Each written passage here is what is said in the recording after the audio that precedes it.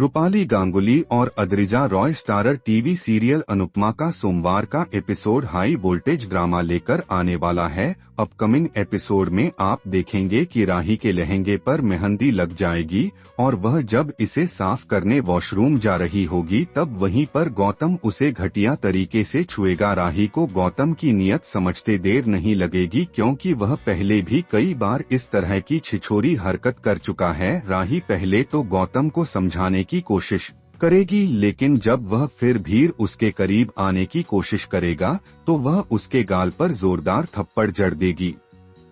कोठारी परिवार का दामाद गौतम इस थप्पड़ से बुरी तरह बिलबिला उठेगा क्योंकि आज तक उसने जिस भी लड़की पर हाथ डाला उनमें से किसी ने भी उसे ऐसा रिएक्शन नहीं दिया था। राही उसकी असलियत सबके सामने लाने की बात कहेगी और जब घर के सभी लोगों को गौतम का सच बताने जा रही होगी तभी प्रार्थना को वहां पीछे खड़ी देख दंग रह जाएगी। राही सबसे पहले प्रार्थना को बताएगी कि गौतम ने उसके साथ क्या किया, लेकिन राही के उस वक्त होश उड़ जाएंगे। तब प्रार्थना रोती हुई ही सही लेकिन अपनी पति का सपोर्ट करने लगेगी। गौतम भी मौका पाकर राही पर पलटवार करेगा और आरोप लगा देगा कि राही ही उस पर लाइन मार रही थी। प्रार्थना कहेगी कि कोई बात नहीं, अगर उन्होंने ऐसा किया आपको कुछ हुआ तो नहीं। इस पर राही कहेगी कि आपके हाव भाव बता रहे हैं कि आप इस बात से अच्छी तरह वाकिफ हैं कि आपका पति कितना घटिया और गिरा हुआ इंसान है। प्रार्थना परिवार की इज्जत और उसका रिश्ता बचाने की खातिर खामोश रह जाने के लिए कहेगी,